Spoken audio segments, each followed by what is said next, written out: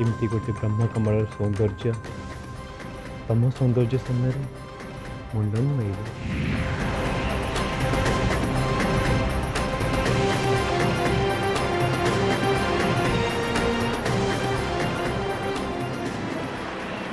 कांदनी सखी कांदनी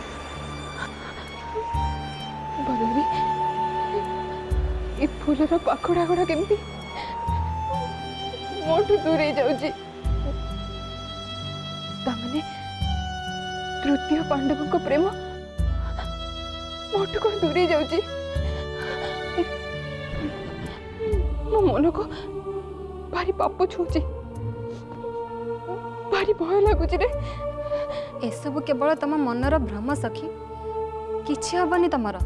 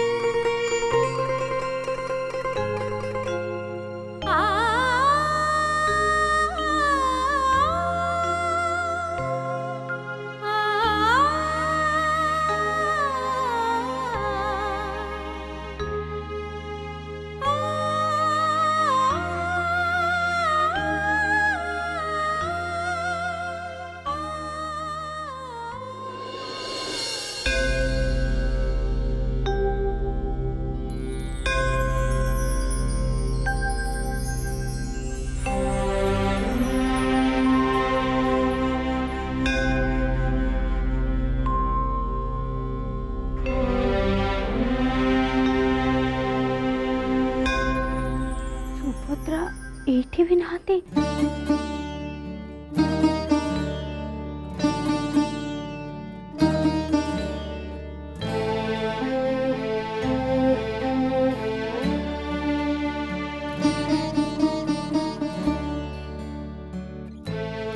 सुभद्रा राजप्रसाद रे नहांती मंदिर रे नहांती सखी माने तांको विषय रे किछि कहि पारु नांती ताहले सुभद्रा गले कुआडे।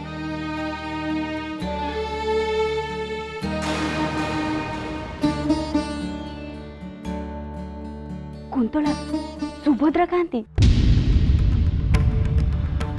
मु पचारुची परे किछि मु जानिनी मु तो तांको अनेक समय हेलानी देखिनी। ये केउ प्रकार कथा सुभद्रांक सहित छाई परे रहिबा तमरो दायित्व तमे जानिनो तो अन्य माने जानिबे केमिति।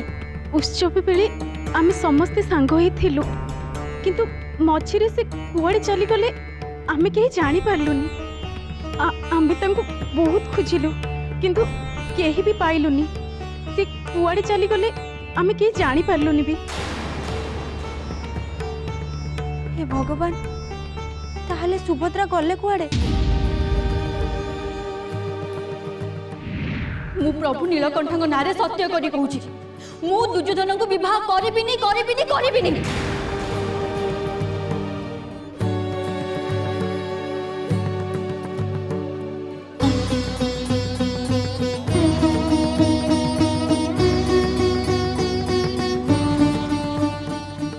प्रभु नीलकंठेश्वर ए द्वारिका राज्यर मान मर्यादा रक्षा कर सुभद्रा को शीघ्र फेरे आण प्रभु शीघ्र फेरे आण।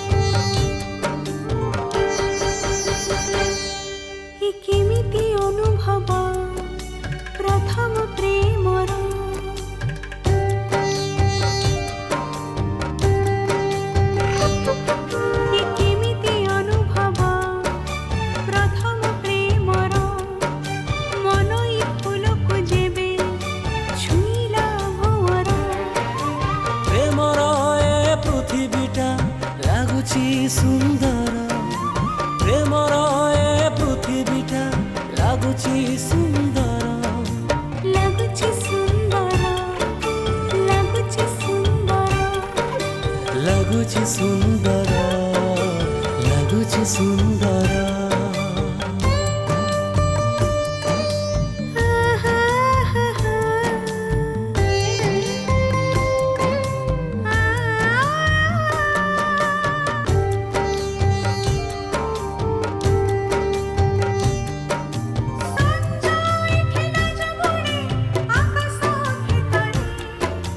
पवन कहानी लिखे नहली अठरे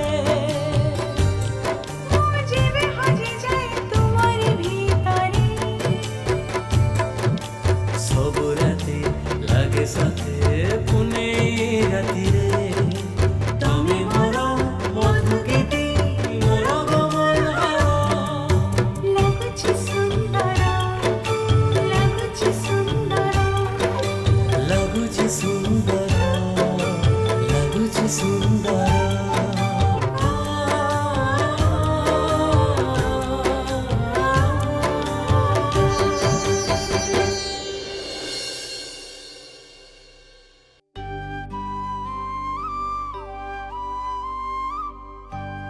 ଯେମିତି ବି ହଉ ଆପଣ ଏ କୂଳର ମାନ ମର୍ଯ୍ୟାଦା ରକ୍ଷା କରନ୍ତୁ ପ୍ରଭୁ। ଦ୍ୱାରିକା ରାଜାଙ୍କର ସମ୍ମାନକୁ ସୁରକ୍ଷା ଦିଅନ୍ତୁ, ନଚେତ୍ ଭ୍ରାତା ବଳରାମ ପ୍ରଳୟ ରଚନା କରିବେ। ତାଙ୍କ କ୍ରୋଧରେ ତିନିପୁର ଥରହର ହେବ।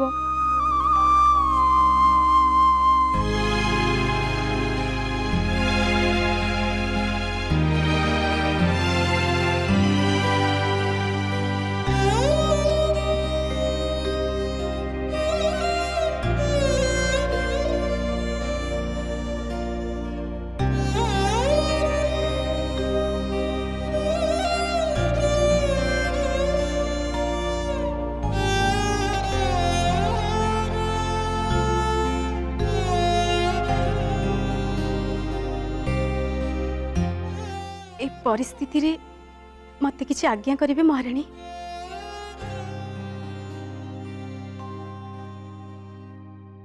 हाँ कहतु महारानी, मते कौन करबाकू हबो?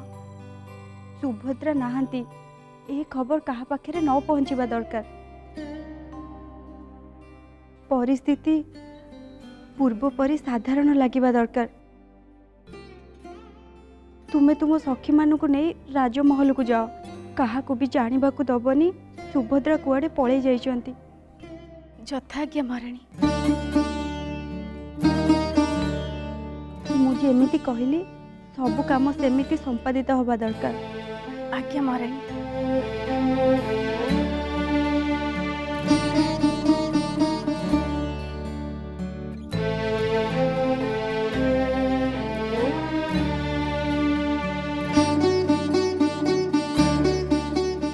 एबे सबु किछि तुम इच्छा प्रभु।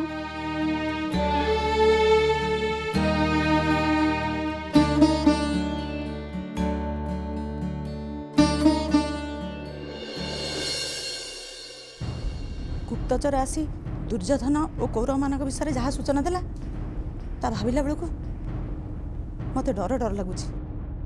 तेबे विवाह प्रस्ताव को प्रत्याख्यान करने उचित ही हम। जड़े अविवेकी आउ असामाजिक पुरुष को पृथ्वीर कौन से नारी विवाह कर सुखी पारनी। यही कथा शुणिला परे कृष्ण बलराम केमिति नीरव अछंती? कृष्ण तो यही मुहूर्त रे ए विवाह को स्थगित रखा चाहूँगी, किंतु बलराम ता जिद्दीर अटल। मु बलराम को ये डकई पठे से आसी पहुँची जीव। मत डकैले मते? हाँ बलराम, तू भल भाव जानू सुभद्रा केवल द्वारिकार राजकन्या नुहे, बरं समस्त हृदय स्पंदन सी। माता मु सुभद्रार ज्येष्ठ भ्राता, मते सब कहबार अर्थ कौन हो पारे? सुवर्ण को स्वर्णकार को दिया जाए बलराम, लौहकार को नुहे। लौहकार हाथ में सुवर्ण पड़े सुवर्ण मान नष्ट हुए। केवल मान नष्ट हुए माते,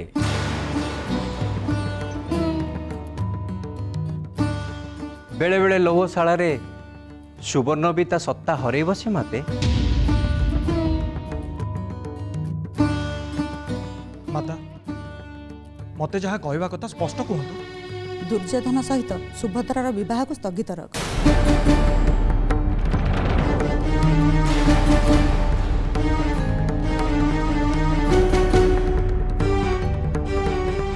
हाँ भ्राता, दुर्योधन को जदि भगिनी सुभद्रा विवाह करे तेबे से दुखिनी बाल्टी जीव। ता आखिर अश्रु रे द्वारिका और हस्तिना दुई पुर उदा ही जीव। अच्छा ताले विवाह कहाँ सहित हो मु शुणे। से प्रस्ताव मु आपण को राजदरबार रे देई सारी थी। पुनः से प्रस्ताव मु आपण को दउची।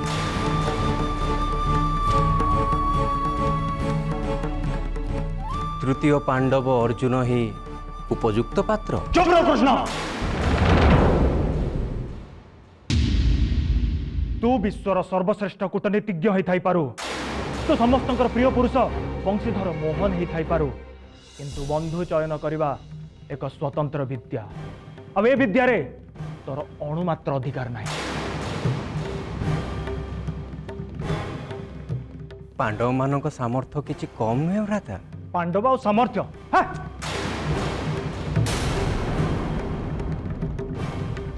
हस्तिनार विताड़ित होइतबा राजपुत्र से माने बिना मुकुटर सम्राट से भली गृह कन्यादान करी मु मो भौणीर जीवन को अंधकूप भितर को ठेली दे पारिबिनी।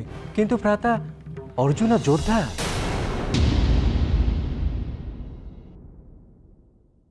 आशा करे ए क्षेत्र रे तू नीरव रहिबो। सुभद्रार विवाह केवल दुर्योधन सहित हो।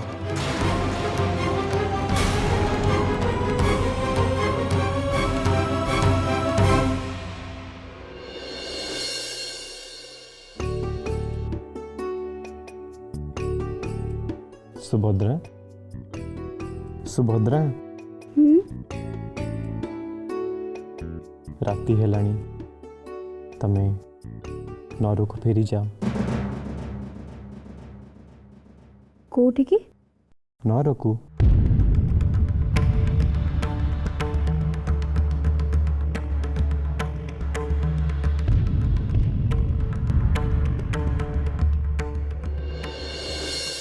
कुआड़े जीवी मु कहा पाखक जीवी। तुमको नर समस्ते अपेक्षा करथिबे। किंतु मुझे मोर सबु बंधन को त्याग करके आसी। एबे से समय आसीनी भद्रा। पारिबिनी मु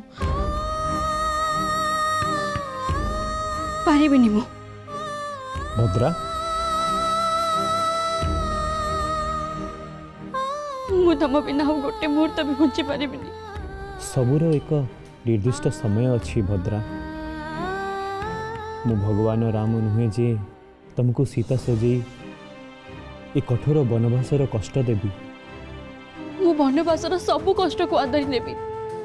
बणर फलमूल ही तुमको भोक मारिबा को पड़िबो। मु क्षुधारे मरी जीवाकु भी राजी। झरणार जल पी तृष्णा निवारण करने को पड़िबो। तमे पाखरे थिले मु भोक शोष भूली जीवाकु भी राजी अछि। मते मते बुझीबा को चेष्टा कर भद्रा। एबे तमे राजनगर को फेरी जाओ, यही मो इच्छा।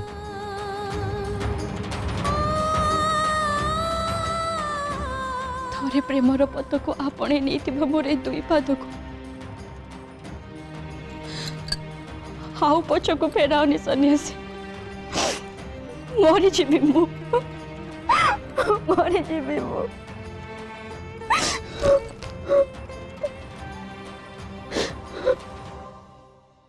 ज्येष्ठ व्रता हिसाब से मु कथा दे सारी काना।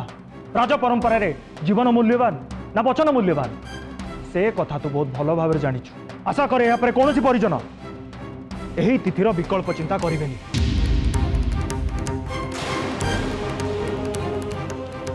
बलराम ठीक कही आज आम कहीं विकल्प चिंता करवानी। किंतु माता यह जे सुभद्रार भविष्यत। बलराम क्रोध कहूँ दुर्योधन विकल्प चिंता करवा तो द्वारिकार रक्तपात हो ଯୁଦ୍ଧ ଓ ବିଭୀଷିକାର ସୂତ୍ରପାତ ହୋଇପାରେ। କେବେ ସେ କଥା ଭାବିଛ ଭଗିନୀ? ସୁଭଦ୍ରା ଦୁର୍ଯ୍ୟୋଧନକୁ ବିବାହ କଲେ ତା ଭବିଷ୍ୟତ, ତା ଜୀବନ ଦୁଃଖଦ ହେଇପାରେ। ସେଇଥିପାଇଁ ତ କହୁଛି, କ'ଣ ଭାବୁଛ ମାତା? ଦୁର୍ଯ୍ୟୋଧନକୁ ଗ୍ରହଣ କଲେ ସୁଭଦ୍ରା ଦୁଃଖୀ ହବ, ଆଉ ଯଦି ଗ୍ରହଣ ନ କରେ ତାହେଲେ ଦ୍ୱାରିକାରେ ରକ୍ତପାତ ହେଇଯିବ। ଆଉ ଏ ପରିସ୍ଥିତିକୁ ସମ୍ଭାଳିବା ପାଇଁ ଆମ ପାଖରେ ମାତ୍ର ଗୋଟିଏ ବାଟ ବାକି ଅଛି। କି ବାଟ ଭଗିନୀ? ସୁଭଦ୍ରା ଆଉ ମୁଁ ସରସ୍ୱତୀ ନଦୀକୁ ଲମ୍ଫ ଦେଇ ଆତ୍ମହତ୍ୟା କରିବୁ।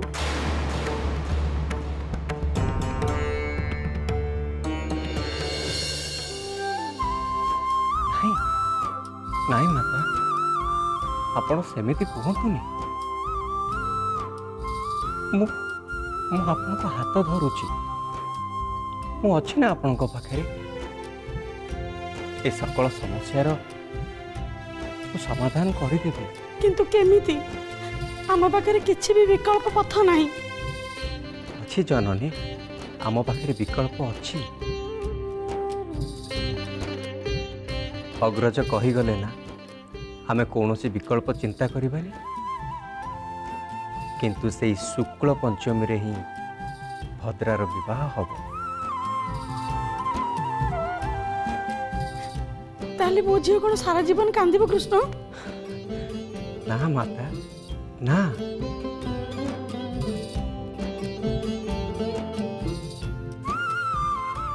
ବିବାହ ହେବ ନିଶ୍ଚୟ ସେଇ ଶୁକ୍ଳ ପଞ୍ଚମୀରେ। ଆଉ ବିବାହ ଏମିତି ହେବ ଯେ ସାରା ଜୀବନ ଭଦ୍ରା ମୁଖରେ ହସ ଫୁଟିବ।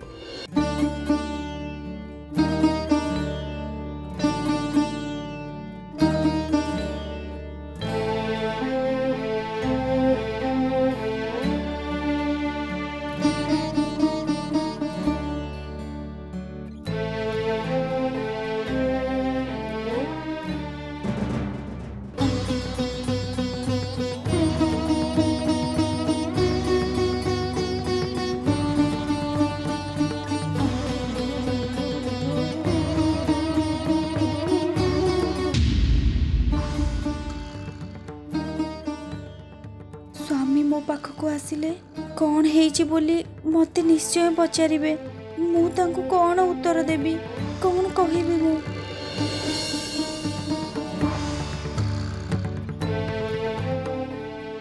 କ'ଣ ହେଇଛି ସତ୍ୟଭାମା? ସ୍ୱାମୀ, ମୁଁ କହୁଥିଲି କି ସତ୍ୟଭାମା, ତୁମକୁ ଦେଖିଲେ ଲାଗୁଛି ତୁମେ କୌଣସି ନା କୌଣସି କାରଣ ପାଇଁ ବ୍ୟସ୍ତ ଅଛ। ମୁଁ କେମିତି କହିବି କିଛି ବୁଝିପାରୁନି। କ'ଣ କିଛି ଚିନ୍ତାରେ ଅଛ? ଦ୍ୱାରିକାର ଅନର୍ଥ ହେଇଯିବ ସ୍ୱାମୀ। ଯାଦବ ବଂଶରେ କଳଙ୍କ ଲାଗିଯିବ। କ'ଣ ପାଇଁ କି? ଆପଣ ଭିତରକୁ ଆସନ୍ତୁ, ମୁଁ ଆପଣଙ୍କୁ କହୁଛି। ଚାଲ।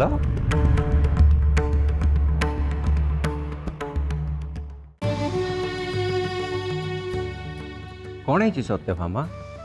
ନୀଳକଣ୍ଠେଶ୍ୱର ମନ୍ଦିର ପାଖରୁ ସୁଭଦ୍ରା କୁଆଡ଼େ ଉଭାନ ହେଇଯାଇଛନ୍ତି। ଯେତେ ଖୋଜିଲେ ବି ମିଳୁନାହାନ୍ତି। ଓ, ଏଇ କଥା। ଏ ସମ୍ବାଦ ଶୁଣି ଆପଣ ହସୁଛନ୍ତି? ସତ୍ୟଭାମା, ବ୍ୟସ୍ତତା ସମସ୍ୟାର ସମାଧାନ ନୁହେଁ। ହେଲେ ସମସ୍ୟାର ସମାଧାନ ତ କ'ଣ କୁହନ୍ତୁ? ସାରା ଦ୍ୱାରିକା ସନ୍ଧାନ ହେଇସାରିଛି, ନଅରରେ କୋଉଠି ବି ନାହାନ୍ତି। ମତେ ଲାଗୁଛି ସେ କୁଆଡ଼େ ଚାଲି ଯାଇଛନ୍ତି।